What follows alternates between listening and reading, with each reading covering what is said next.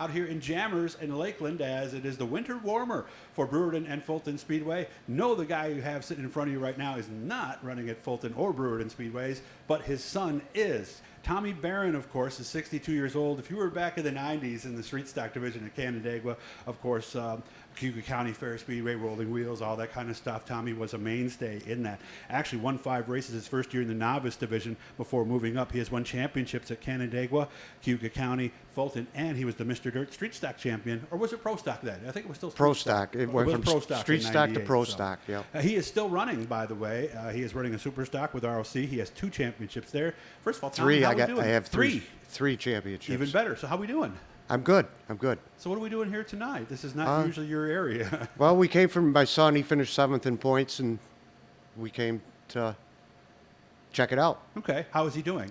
Brandon is his son, by the way. He's doing good. He's doing very, very good. You know, he's learning still, and it's more fun doing that now than it is racing for me. So I enjoy that a lot. How recently did you start racing with your son? Did you do it as a teen, or was it a little bit later in life, kind of like you? Yeah, he started 3 years ago, I believe. Mm-hmm. So he's still learning. You know. How old is he now? 28. Okay, so really, so not as late as you. You were 32. Yeah, I 32, think, 33 when you years started. old. So, what are the main things that you work with him on? Because I'm sure he learned a lot watching you over the years. Well, most of the time we're doing setup, you know, and driving style and figuring out where he needs to be on the racetrack for his angles and all that. Okay. You know, it's a lot of thinking going on right now. Okay. Has it won yet? Do you believe the win is coming soon? Yeah, I do. Where does he need to improve a little bit, do you think? He needs to improve on where he is on the racetrack. You know, he needs to, his corner entry and his corner exit is probably the biggest thing right now. Okay. Did you have a lot of laps at Fulton yourself, or no? Oh, yeah. You did? Yeah. Okay. So is it the same as it always was? It kind of looks that way to me.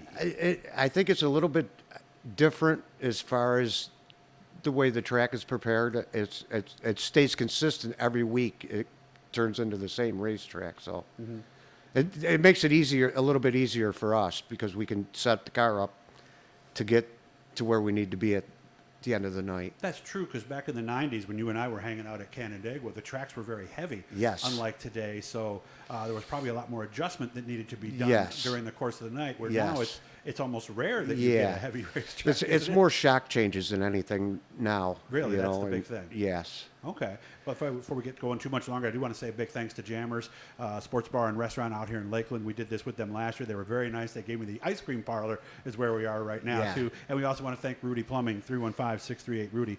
Big job, small job, right in Central New York. They are the people. How about you? This is for how many years now for you? Was this your 30th year this past year? Well, I think mathematically it was, right? I stopped. I raced for 15 years, and then I stopped for 15 years. Oh, I see. And then I started again, which I don't know why, but I was, you know, and now I think it's my 7th or 8th year racing again. Okay. And you're strictly asphalt at this Yes. point? Yes. Okay. Or as our Canadian friends would say, and you said it too, asphalt. Yeah. So where do we run? We run Spencer Speedway, Holland Speedway, Chemung Speedrome, Lake Erie Speedway, Lancaster Speedway. So we do a little bit of traveling. I've heard, this is just from people who've done both, they say a dirt racer going to asphalt is easier than an asphalt racer trying to do dirt. Thoughts? You know, I really don't know. Okay. I really did you pick it up quickly? I did, yeah. Okay. I mean, it was easy for me, you know, and I was doing both at the same time at one time. Oh, really? And so I adjusted really quick, you know, and I think a dirt racer going to asphalt is a better combination than an asphalt racer going to dirt. You know, it's a little bit different driving style when you drive dirt. You know, because the asphalt car, you want to keep them straight, you know, and as technical as you can on the racetrack. Where a dirt driver, you know, you get it a little bit out of shape on asphalt, it doesn't matter. But I would think that the dirt guy switching to asphalt, when it did get out of shape, would be easier for you. Yes. But did you find yourself almost dirt tracking it at times? Oh, yeah. Oh, yeah. And people are going, no, Tom. Oh, yeah, you gotta slow down, Tom." yeah. Oh, yeah, I've done that. Do you charge in harder with dirt or harder with asphalt? I would say you charge harder with dirt. Really? I guess I Yeah. thought that would be the other way around. Dirt or asphalt is a lot more technical. You know, you got to be right on the money. Your car's got to be right on the setup. You know, it's got to be perfect. Okay. Or you're going to be, you know, second place. We coming back this year? Yeah. Okay. What are we going to do? Same thing as last year, pretty much? Yeah. Okay. How's your Yeah. car right now? It's great. It's actually, you want to know something about my car? Is 19 years old, and it was built by Jip Ortez. It's a Oh, it's one Stinger of Jipper's chassis. old- It's Sure. a Sting, and I'm one of the very few guys that run a Leaf spring car on asphalt. So the same thing happened there that happened on dirt. They Yeah. eventually went to the coils. Yeah.